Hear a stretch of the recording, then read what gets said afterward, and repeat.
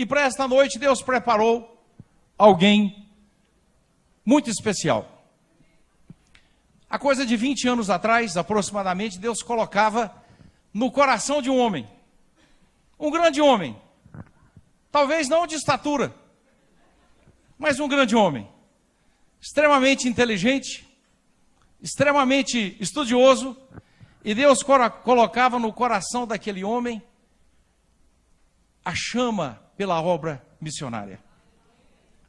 Esta visão começou a ser passada para a igreja. Começava então há 19 anos atrás a nossa primeira conferência missionária.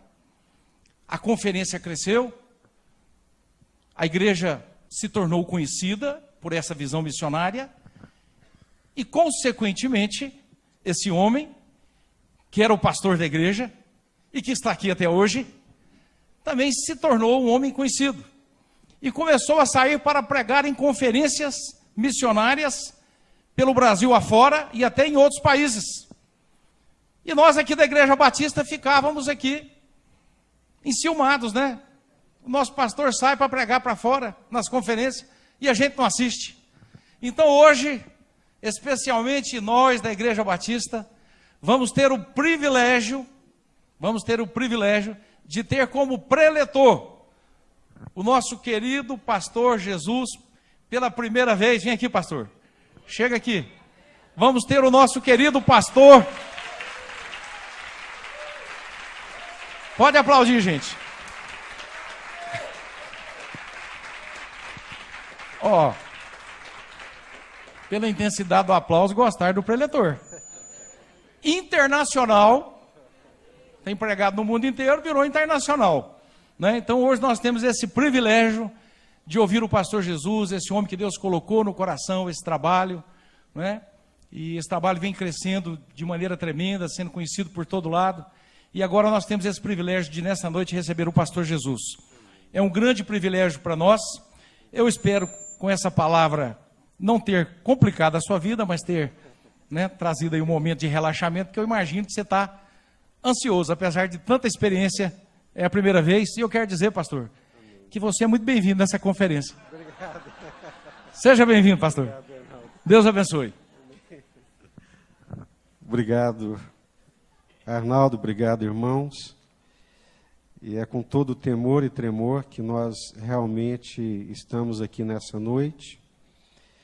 Eu bem sei que nós poderíamos contar com muitos outros irmãos, pastores, para poder estar falando aqui para nós nessa noite, depois do cancelamento da vinda do nosso preletor, pastor Ariovaldo, mas nós achamos que é muito deselegante e também antiético você convidar alguém para pregar na conferência assim de última hora.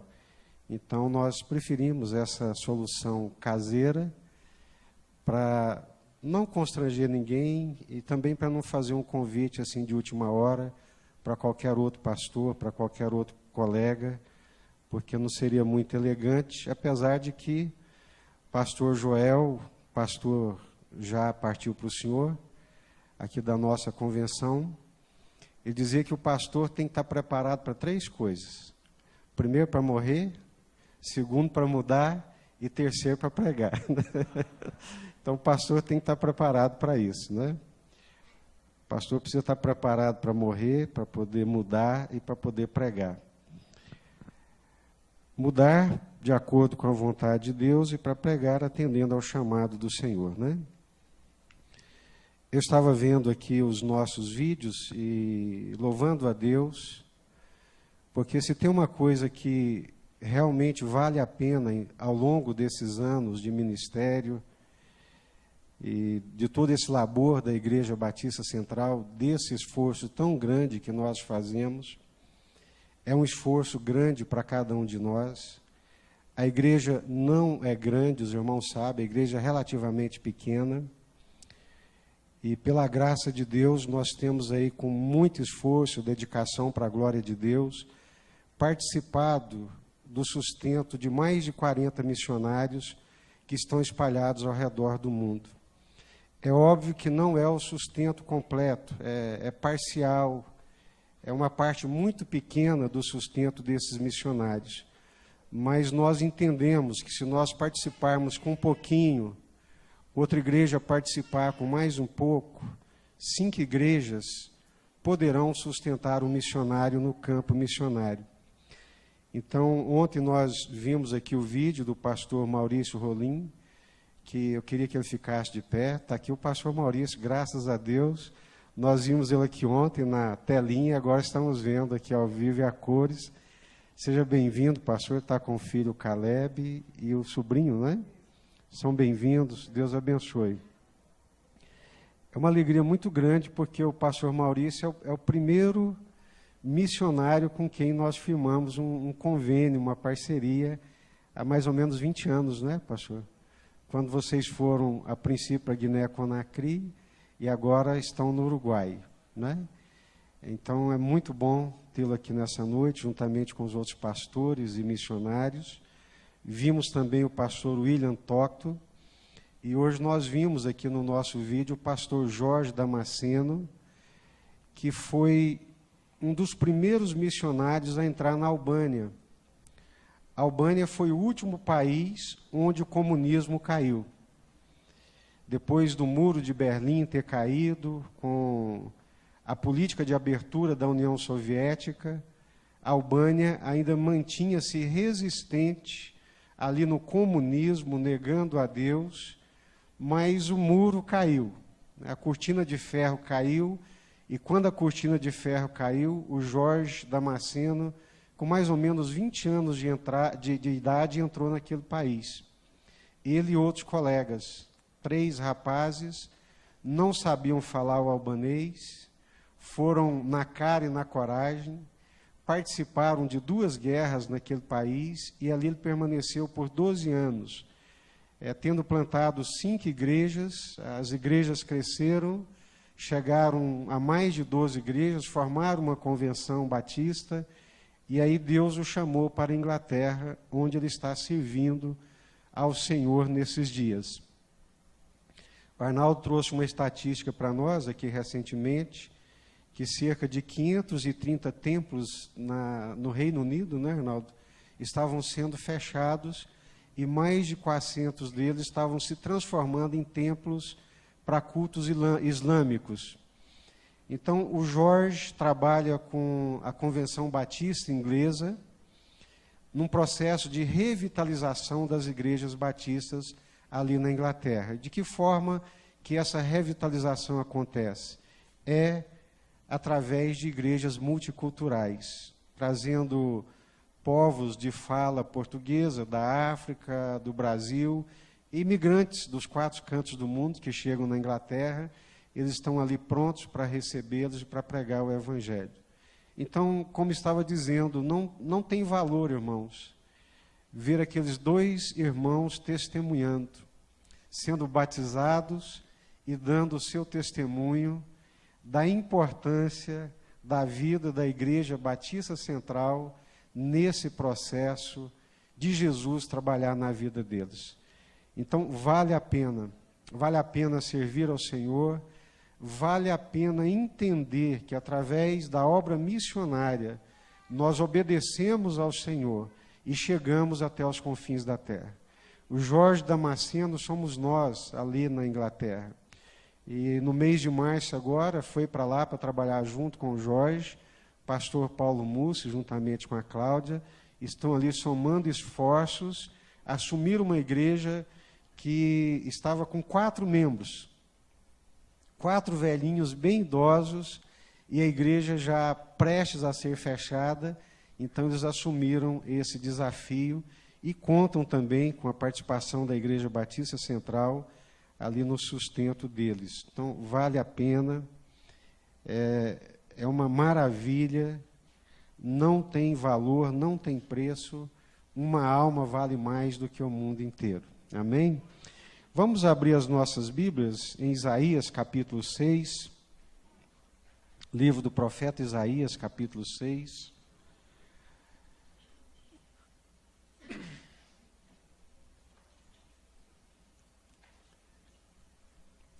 Eu vou aceitar uma aguinha aqui, né? A minha está aqui embaixo.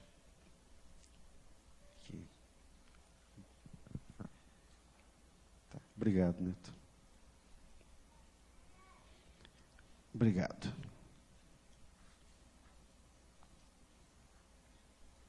Isaías capítulo 6. No ano da morte do rei Uzias, eu vi o Senhor assentado sobre um alto e sublime trono, e as abas de suas vestes enchiam o templo. Serafins estavam por cima dele, cada um tinha 6 asas, com 2 cobria o rosto, com 2 cobria os seus pés, e com 2 voava. E clamavam uns para os outros, dizendo: Santo, Santo, Santo é o Senhor dos exércitos. Toda a terra está cheia da sua glória. As bases do limiar se moveram à voz do que clamava, e a casa se encheu de fumaça. Então disse eu: ai de mim, estou perdido, porque sou homem de lábios impuros, habito no meio de um povo de impuros lábios, e os meus olhos viram o Rei, o Senhor dos exércitos. Então um dos serafins voou para mim, trazendo na mão uma brasa viva que tirara do altar com uma tenaz. Com a brasa tocou a minha boca e disse: eis que ela tocou os teus lábios. A tua iniquidade foi tirada e perdoado o teu pecado. Depois disto, ouvi a voz do Senhor que dizia: a quem enviarei? E quem há de ir por nós? Disse eu: eis-me aqui, envia-me a mim. Amém? Vamos orar? Vamos formar pequenos grupos de oração, vamos ter um momento de oração juntos.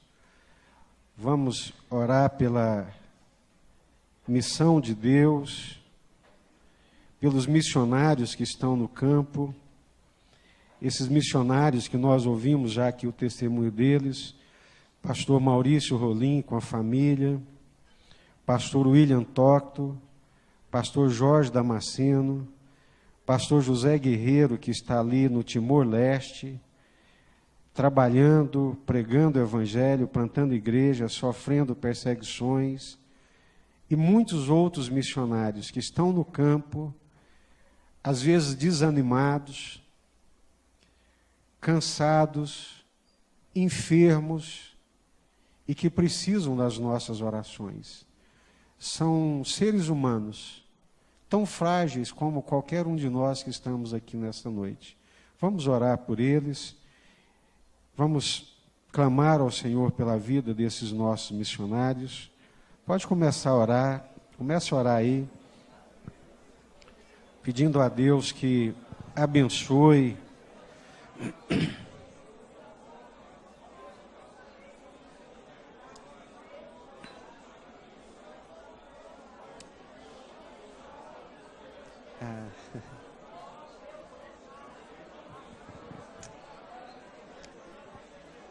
Senhor amado, engrandecido seja o teu nome, Senhor. Bendito seja o nome do Senhor. Toda honra, toda glória, todo louvor, toda adoração ao Deus eterno, Criador dos céus e da terra.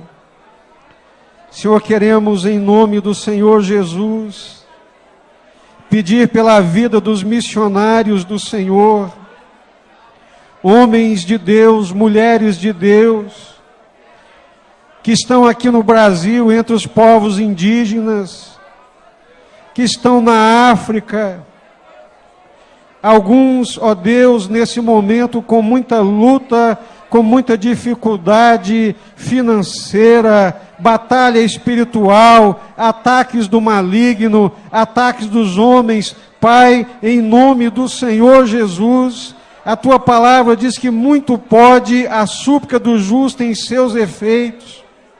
Nós queremos clamar, ó Deus, pela vida desses homens, pelo renovo do Senhor, o renovo da visão, o renovo do entusiasmo, da graça, da alegria, da disposição, da entrega, da renúncia para poder fazer a obra do Senhor. Nós estamos aqui, Senhor, tão bem acolhidos, estamos aqui tão bem acomodados, na nossa pátria, junto dos nossos familiares, e muitos estão em lugares longínquos nessa hora. Deus, nós pedimos ao Senhor pela vida destes teus servos, pedimos ao Senhor por essa igreja, pedimos ao Senhor que nos dê a tua palavra aqui nessa noite, em nome do Senhor Jesus, que a tua palavra caia sobre nós como uma chuva serôdia para produzir os frutos que o Senhor deseja. Pai, livra-nos, ó Deus, da vontade humana, do raciocínio humano, mas dá-nos a tua palavra pura, singela, verdadeira, que arrebenta a penha do nosso coração, que despedaça o cedro do Líbano e cumpre o propósito do Senhor. Desperta o teu povo, Senhor, desperta os nossos corações.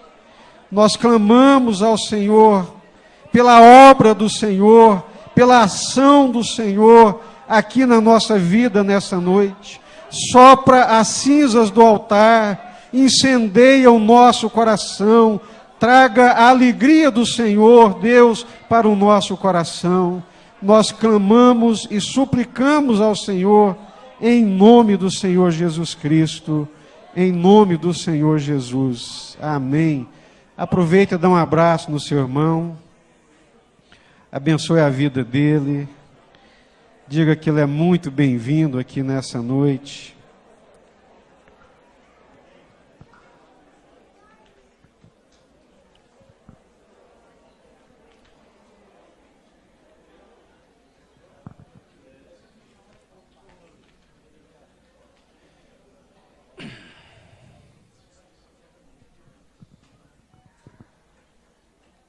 Nós queremos aproveitar essa oportunidade para convidar os pastores, líderes, missionários, obreiros que estão aqui conosco, que amanhã nós teremos especialmente um café da manhã que vai ser servido para vocês. Então, o nosso Conselho Missionário, o DEPAN, trabalha ardentemente, preparando tudo do bom e do melhor para que esse café seja um momento de comunhão, um momento muito abençoador, onde nós estaremos juntos, ouvindo a palavra de Deus e compartilhando também de um momento muito especial nesse café da manhã. Então, nós queremos convidá-los para estarem conosco, o Conselho de Pastores vai estar aqui, a Ordem de Pastores Batistas Nacionais também vai estar, e nós teremos aqui um momento muito especial.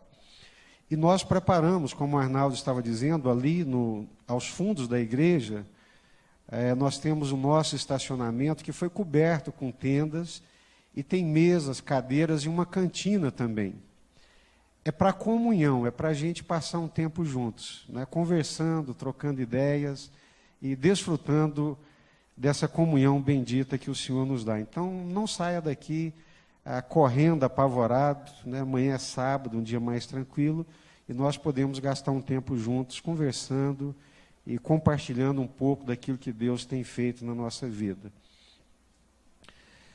Todos os pastores que estão aqui, sejam bem-vindos, é uma alegria muito grande. Pastor Eliel, nosso capelão da União Evangélica, está aqui conosco. Pastor que veio de Rio Verde, pastor. Seja bem-vindo, viu? Estou vendo aqui a Fátima, que estivemos com eles outro dia ali na Igreja Betesda, que é do Conselho Missionário, eles também estão trabalhando a visão missionária, ela está aqui conosco, seja muito bem-vinda, e todos os outros irmãos que estão aqui conosco.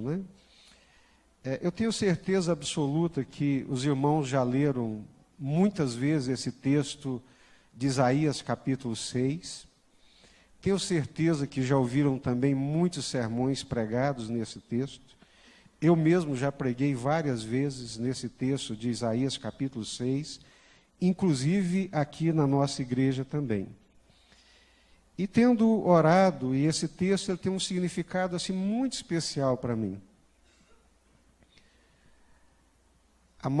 Há 35 anos atrás, no ano de 1983, foi quando eu ouvi o primeiro sermão pregado em Isaías capítulo 6.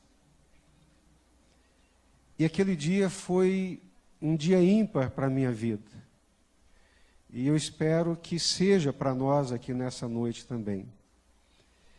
Eu tinha 19 anos de idade, estava fazendo o 2º ano da universidade, primeiro de toda a minha parentela que tinha conseguido passar no vestibular, numa universidade pública. Tinha passado há pouco num concurso público federal a nível técnico, mas havia passado. A minha vida estava muito bem delineada, os meus projetos muito bem definidos, e eu estava muito certo e seguro daquilo que eu queria. Eu queria vencer na vida. Como quase todos os jovens que vêm de uma família muito pobre, mas muito pobre mesmo, o meu desejo era vencer na vida. E Deus estava me abençoando. Eu aceitei Jesus no ano de 1980. Aí sim a minha vida mudou completamente. 16 anos. E agora eu tinha um grande aliado para abençoar os meus planos, os meus sonhos, os meus projetos, que era o Senhor Jesus. E o Senhor Jesus entrou na minha vida e transformou a minha vida. A minha vida, ela não tinha sentido.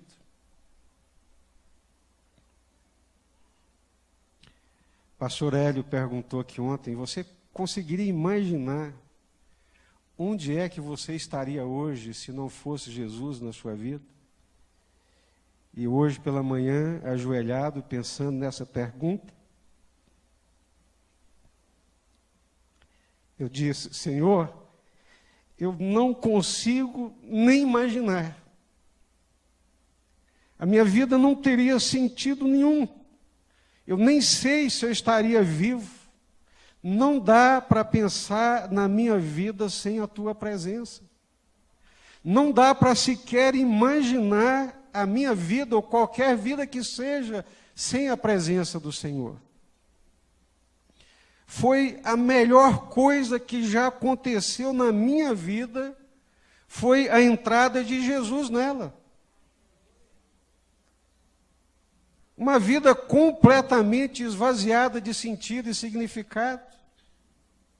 Uma revolta dentro do coração do tamanho do mundo. E eu tinha muitas coisas com as quais eu podia ficar revoltado. O que a vida tinha me reservado até os 16 anos eram coisas extremamente destrutivas. Um pai que nos abandonou quando eu tinha 7 anos de idade, deixando minha mãe com 5 filhos, o mais velho tinha 12 anos, metidos numa pobreza sem par. E por isso todos nós tivemos que começar a trabalhar muito cedo para poder sobreviver. Eu comecei com 9 anos, com uma cesta de verduras em cima da cabeça, batendo de porta em porta, vendendo couve, vendendo pimentão e o que desse para vender. Com 10 anos eu estava atrás de um balcão. Com 11 anos de idade eu trabalhava o dia inteiro, de 7 da manhã às 6 horas da tarde, e à noite ia para a escola. E não eram poucas as vezes que eu nem ouvia o sino da escola tocando 10h30 da noite, porque eu estava dormindo. 11 anos de idade, só acordava com a professora batendo do meu lado. Oi, vamos? Acabou. Acordava, acabou, vamos. E essas coisas adoeceram o meu coração. A ausência do pai, a exploração infantil, as humilhações que a pobreza nos impõe. E eu não conseguia achar sentido na vida e na existência. Até que, lendo os evangelhos, eu descobri que Jesus não era apenas uma figura histórica. Que Jesus não tinha ficado parado naquela cruz. Que ele foi pendurado numa cruz, mas ele foi retirado daquela cruz, foi sepultado, ressuscitou ao terceiro dia e estava vivo. E à medida que eu ia lendo o Evangelho, a vivacidade provocada pelo Espírito Santo provocava coisas no meu interior, dentro do meu coração, e a certeza de que a verdade estava ali, a certeza de que Jesus não era apenas uma figura histórica, mas que ele era vivo, continuava tendo o mesmo poder, a mesma autoridade. Essa fé foi invadindo o meu coração, transformando a minha vida, e quando vi, um dia eu estava de joelhos, dizendo: Senhor Jesus, eu quero te servir. E minha vida começou a mudar. Não externamente, começou a mudar internamente, porque Jesus ainda me moeu, me pisoteou com muitas dificuldades para fazer de mim um homem paciente. Graças a Deus eu tenho muita paciência, mas foi por um preço muito alto, de sofrimento e de quebras do Senhor Jesus. 16 anos, 3 anos servindo ao Senhor com muita alegria, um gozo, assim, quase que inexplicável. Passei no vestibular, passei num concurso público, que me daria estabilidade, que me permitiria alavancar um pouco mais. Aí um dia eu ouvi uma mensagem aqui nessa igreja, no ano de 1983, pastor, presidente da Kairos, que faleceu. Encontrei com ele ali na Assembleia de Deus, Matriz, na época da inauguração daquele templo. Pastor Valdemar Carvalho. Era o maior templo da cidade e toda a comunidade evangélica afluiu para aquele templo. E eu também fui para lá, obviamente. E quando ali cheguei, andando em volta do templo, olhando os estandes, eu já disse para os irmãos, de repente me chamou a atenção um estande que estava escrito Paz com S. Me chamou a curiosidade, né? E eu disse: os irmãos assembleianos estão arrebentando com o português, escrevendo Paz com S, pelo amor de Deus. E eu cheguei naquele estande, movido por essa curiosidade: pastor, pelo amor de Deus, Paz com S. Ele disse: aqui é o Projeto América do Sul, meu filho. Deus está despertando a igreja brasileira para pregar o Evangelho aqui na América do Sul. E nós estamos preparando, capacitando e enviando jovens para ir pregar o Evangelho no Peru, na Bolívia, no Paraguai, nos países aqui da América do Sul. E ficou 1 hora conversando comigo, falando sobre o projeto, sobre a obra missionária, e eu lhe perguntei: se eu for lá e perguntar para o pastor da igreja, e ele aceitar, o senhor vai lá na igreja falar isso para nós? Ele falou assim: claro que eu vou. E eu disse rapidamente, sábado à tarde, bati na porta da casa do pastor João Neres, falei: pastor, eu encontrei com o pastor lá e nós conversamos, e eu perguntei se ele podia vir na igreja para falar isso, e depende da sua aprovação.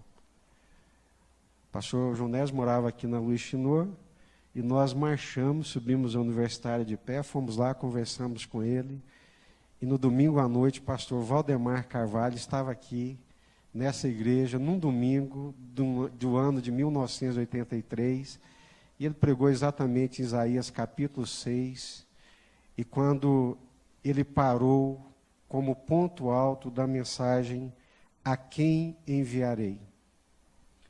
e quem é que há de ir por nós? A quem enviarei e quem irá por nós? Eu não vi da hora, irmãos, que eu estava aqui na frente da igreja, ajoelhado, dizendo: Senhor, envia-me a mim. Eis-me aqui, me envia. Irmãos, pastor Hélio, que o senhor falou ontem, é a mais pura expressão da verdade. Eu não sabia o que eu estava fazendo. Eu não sabia o que estava fazendo e nem imaginava os desdobramentos daquela decisão. Uma coisa eu tinha certeza: eu não queria ser pastor, nem passava pela minha cabeça ser missionário. Eu queria formar, eu queria trabalhar, eu queria crescer na vida.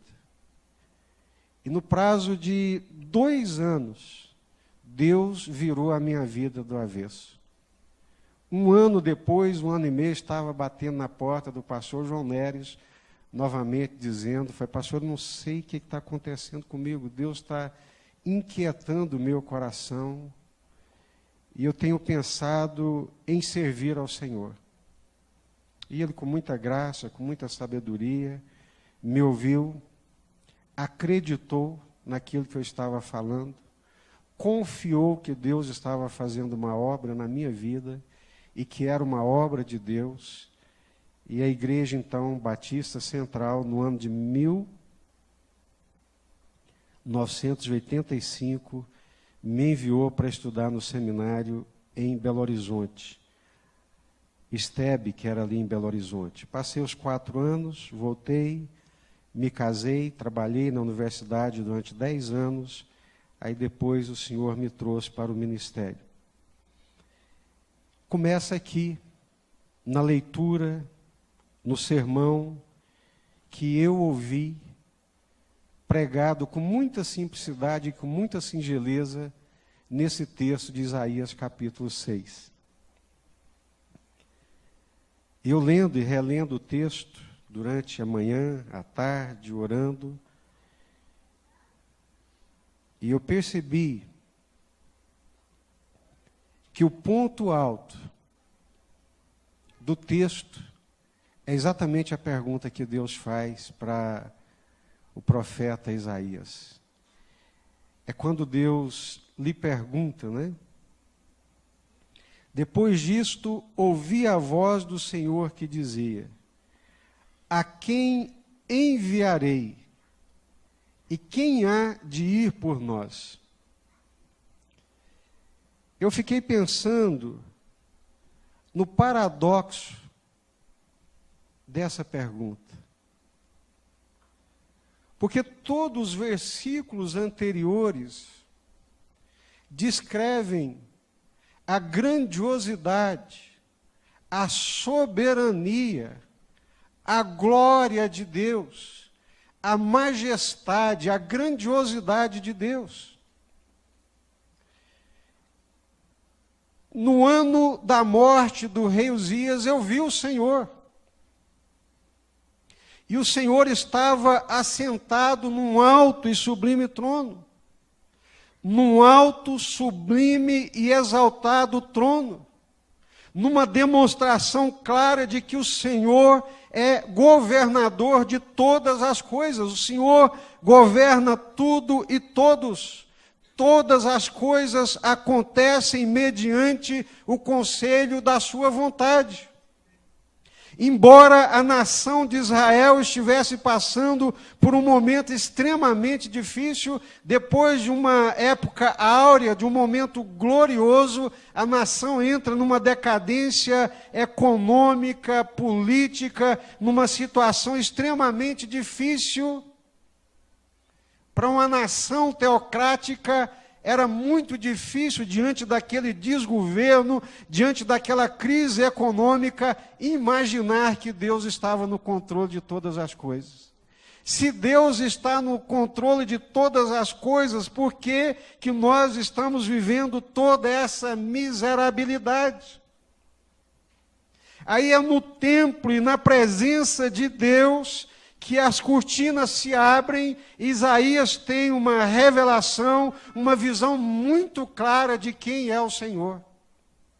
E na sua visão fica claro que, independentemente das circunstâncias e das coisas que estejam acontecendo aqui embaixo, na dimensão terrena, o Senhor continua no lugar onde Ele sempre esteve e de onde ninguém pode tirá-lo. Assentado num alto e sublime trono. Ele é o Senhor, Ele é o governador de todas as coisas. E ele tem também nessa visão uma revelação clara de que Deus não é somente o governador de todas as coisas, mas Ele é santíssimo. Até os serafins que assistem diante da sua presença, que foram criados única e especificamente para esse fim, adorá-lo, que nunca saíram da sua presença, quando se voltam para o Senhor, cobrem a própria face, diante da santidade desse Deus que é um Deus santíssimo. Santo, santo, santo. Não há nada, nem ninguém a quem possamos compará-lo. Ele é o Deus santo, Ele é o Deus santíssimo. Deus santo, Deus santíssimo, mas também Deus glorioso, pois a sua glória cobre toda a terra. A sua glória está presente em toda a terra está cheia da sua glória. Este é o Senhor da missão. A pergunta que Deus faz para Isaías é o que nós chamamos de uma pergunta missional. A pergunta é: a quem enviarei? A palavra enviar no grego vem de apostoléu, de apóstolo, mas no latim vem de missão, de missionário. Então, quando Deus pergunta a quem enviarei, Deus está perguntando quem é que vai participar da minha missão. Quando Deus pergunta a quem enviarei, Deus está perguntando quem é que vai participar da minha missão, da minha tarefa. E o Deus da missão é esse Deus glorioso, alto, sublime, exaltado, governador de todas as coisas, santíssimo, que tem todo o poder, toda a autoridade, e a sua glória está presente em toda a terra. Mas se o Deus da missão, o Senhor da missão, é glorioso, todo-poderoso, santíssimo, o instrumento que Ele convida para fazer parte da missão é um instrumento extremamente frágil. Porque é na alteridade da percepção de quem Deus é que Ele também se enxerga. E quando Ele enxerga Deus, Ele também se enxerga.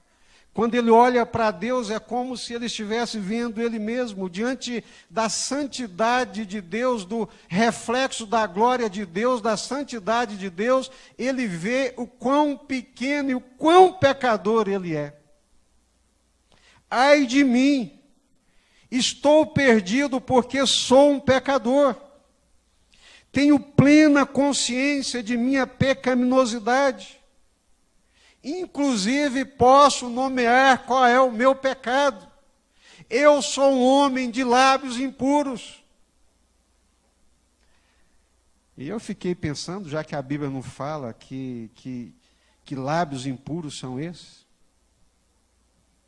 eu fiquei imaginando, não é?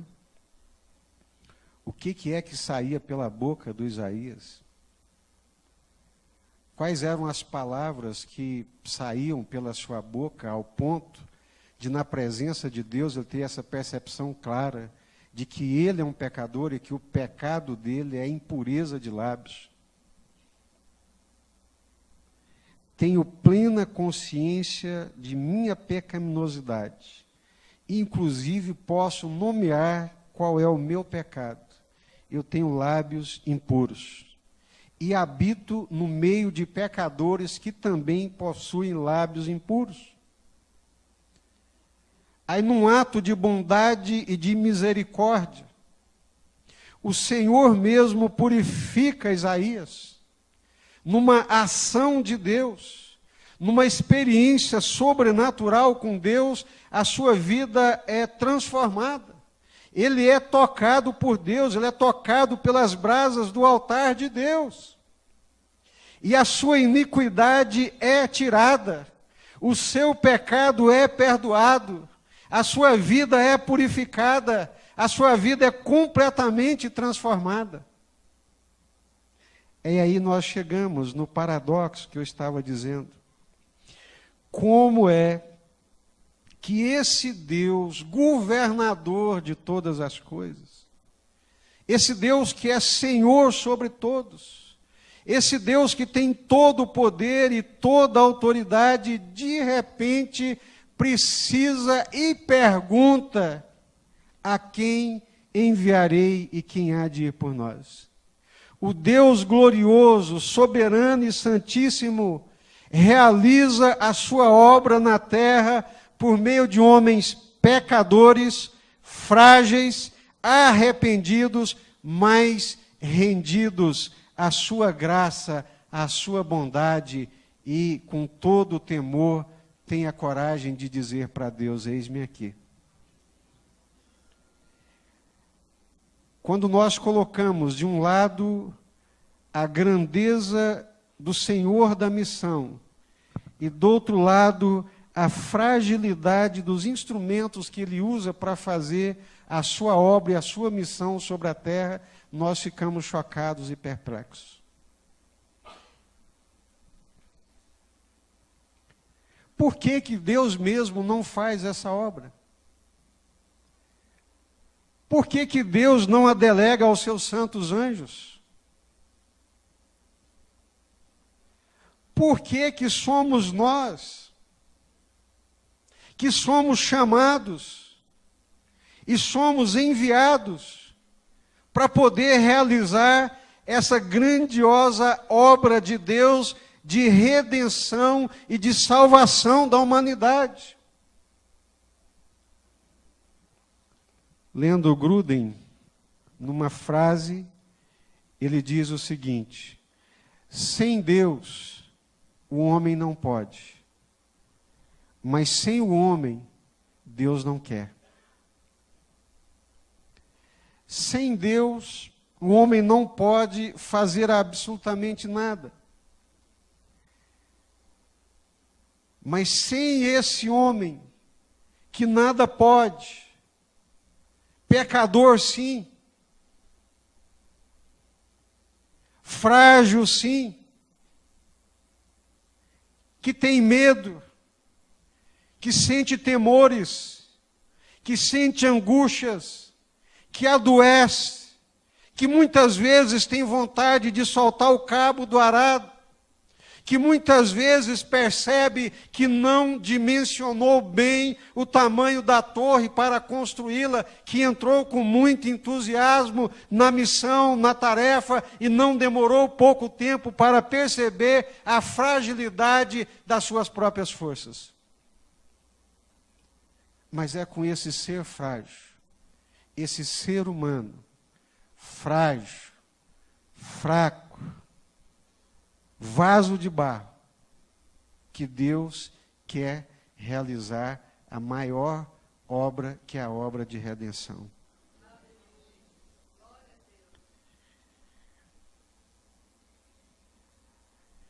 A grandiosidade de Deus e a fragilidade dos seus servos que são enviados. Sem Deus, nada podemos, mas sem nós, Deus também não quer realizar a sua obra. Deus chamou e enviou os nossos primeiros pais. Deus chamou Adão e enviou Adão para ser pai da humanidade e mordomo de Deus no trato com a sua criação. É o que nós chamamos do mandato cultural. É a primeira missão, é o primeiro envio que Deus confia a alguém desde o início da humanidade, é o mandato cultural, é o mandato de Deus ao nosso pai Adão. Primeira missão. Depois nós encontramos na Bíblia a palavra de Deus, que Deus chamou e enviou Noé, por meio de quem resolveu salvar toda a humanidade. E Noé, depois que sai da arca, a primeira coisa que faz é plantar uma vinha, se embriagar, arrumar uma confusão com seu filho mais novo, amaldiçoá-lo, mostrando que esse instrumento que Deus escolhe é um vaso de barro como qualquer outro. E que a grandiosidade da obra que foi realizada por causa de Deus. Por causa da graça de Deus. Nós ouvimos aqui ontem que Deus chamou e enviou a Abrão para, através dele, abençoar todas as famílias da terra. Enviando a Abrão, Deus pretende, através dele, abençoar toda a humanidade. Porque Deus é o Senhor da missão. Enviar significa ser missional, é fazer parte da missão de Deus.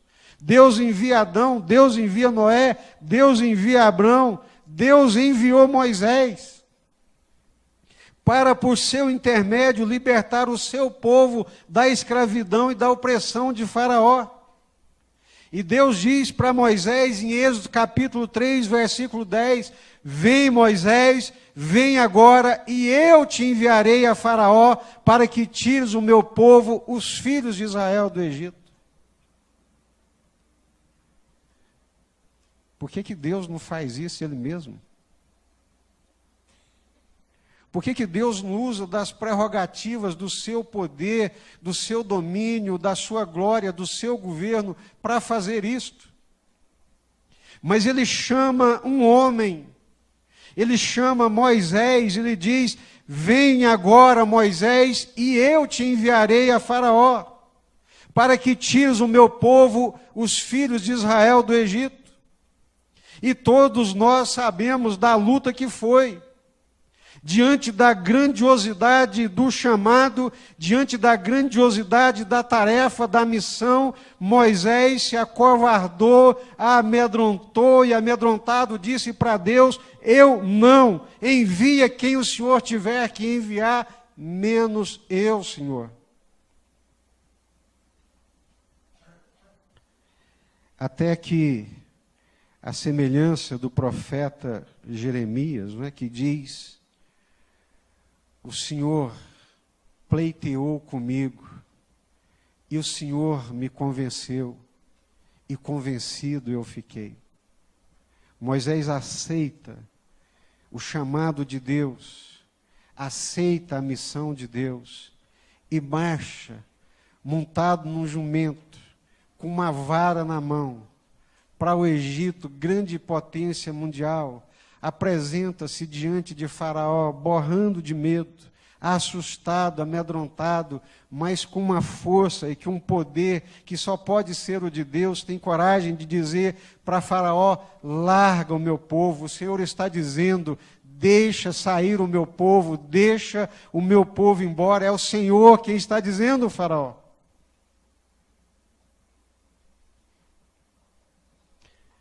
Estevão diz em Atos capítulo 7, versículo 35, que foi a este Moisés que Deus enviou como chefe e libertador. Jesus disse que ao longo dos anos Deus enviou os seus profetas. Jeremias diz que desde o dia em que vossos pais saíram da terra do Egito até hoje, enviei-vos todos meus servos, os profetas, todos os dias. Começando de madrugada, eu os enviei.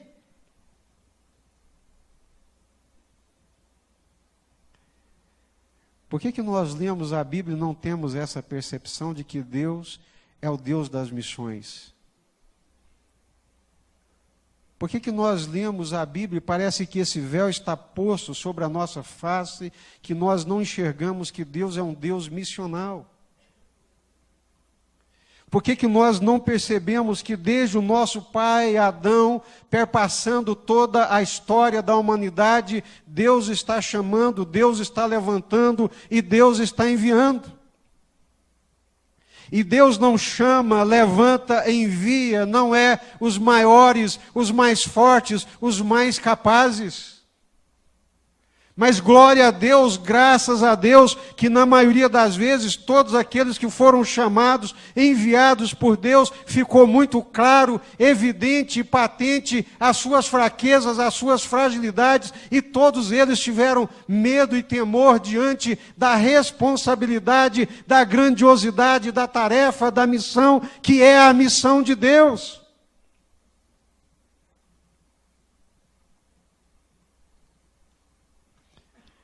Desde o dia em que vossos pais saíram da terra do Egito até hoje, enviei-vos todos meus servos, os profetas, todos os dias, começando de madrugada os enviei. Boca de Deus, voz de Deus, palavra de Deus, mãos de Deus, ação de Deus, no meio de uma nação, no meio da terra, no meio do mundo. Deus envia para ser boca dele, Deus envia para ser instrumento dele, Deus capacita e envia, porque Deus é o Senhor da missão e Ele quer realizar a sua missão através da vida de homens e mulheres como eu e você, para a sua glória e para o seu louvor. Por fim, Deus envia o seu Filho Jesus. Assim como o Pai que vive me enviou, igualmente eu vivo pelo Pai, também quem de mim se alimenta por mim viverá. Há um jargão missionário que Deus teve um único filho. Jesus é o unigênito de Deus. Jesus é o Filho de Deus. E Deus leva tão a sério essa questão da missão. Deus é tão missional que tem um único filho e faz dele um missionário. Assim como o Pai que vive me enviou.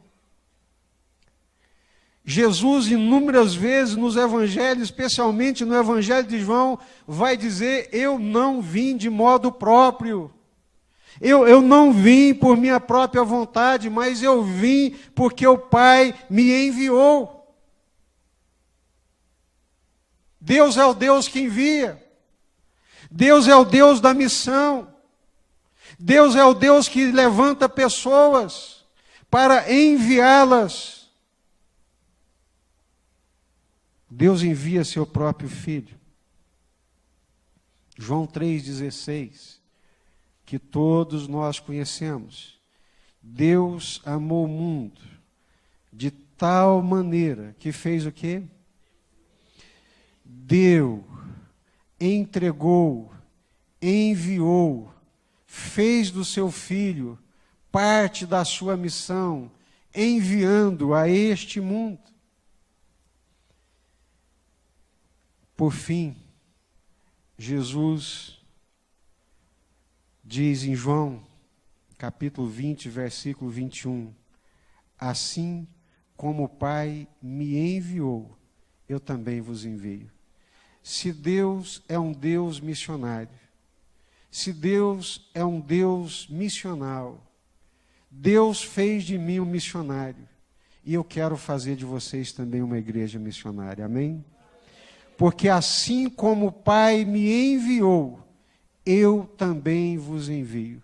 Assim como Deus fez de mim parte da sua missão, assim como eu vim por causa da missão do Pai, eu também quero fazer de vocês uma igreja missionária, uma igreja missional, envolvida, participante da missão de Deus.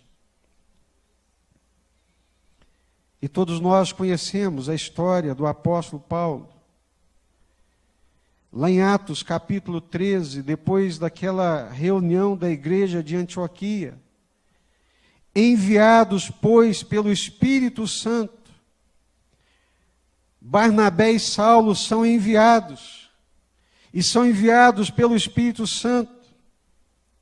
Paulo, dando o seu testemunho ao rei Agripa, ele diz: mas o Senhor Jesus me disse: vai, porque eu te enviarei para longe aos gentios,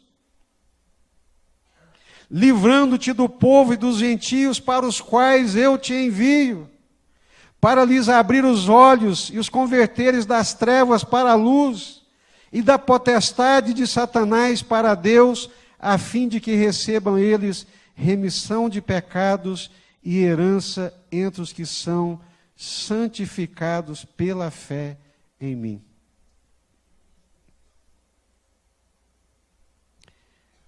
Se Deus é um Deus missional, se Deus é um Deus que envia, por que nós não vamos? Por que nós não participamos da missão de Deus?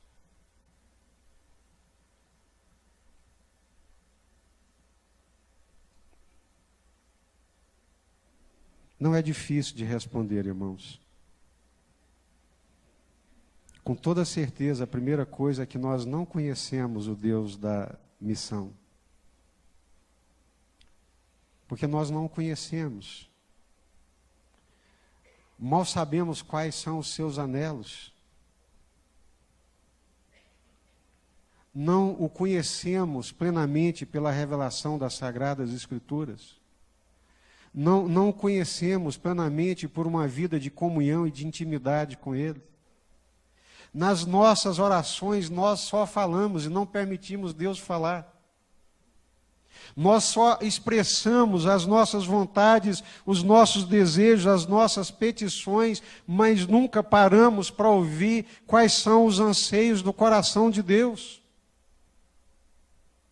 Nunca nos permitimos ouvir a voz do Pai, ou lhe perguntamos: Pai, qual é a tua vontade, qual é o teu desejo, o que é que está no teu coração, por que que o Senhor me chamou, por que que o Senhor efetivou tão grandiosa salvação na minha vida, Pai?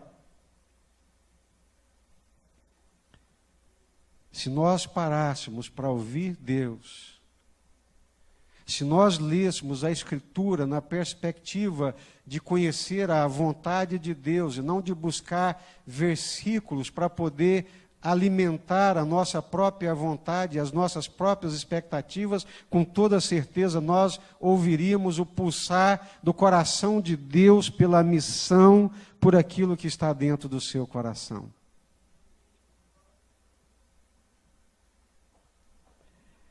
A vida passa. E passa muito rapidamente. Parece que eu casei ontem. E já tem quase 30 anos.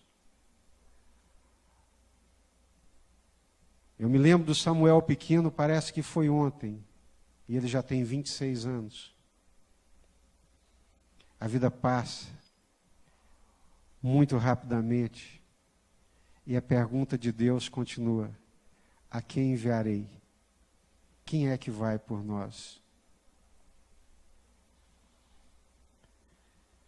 Eu sei que os meus projetos estavam muito bem delineados, que eram todos muito honestos, graças a Deus. Mas eram todos terrenos. Todos eles ficariam como construções boas e honestas aqui na terra. Até que o Senhor começou a inquietar o meu coração. Até que pela graça e pela misericórdia, tendo ouvido essa pergunta de Deus, a quem enviarei? Quem há de ir por nós? E eu mesmo sem saber o que é que eu estava fazendo, eu disse: Senhor, eis-me aqui, envia-me a mim. E Deus então começou a inquietar o meu coração. E quando eu percebi para onde é que Deus estava me levando, Eu disse, por favor, Senhor, não faça isso comigo. Eu estou quase chegando lá, Senhor. Mais um pouquinho eu defino a minha vida e dou um rumo muito bom para a minha vida. E eu posso lhe dizer, sem nenhum exagero, ouvi claramente a voz de Deus dizendo, e eu vou te ajudar. E você vai conseguir. E você vai realizar os seus planos. E você vai conseguir realizar os teus sonhos. Mas são todos terrenos. São todos passageiros. E eu quero te propor planos, sonhos eternos que valem para toda a eternidade.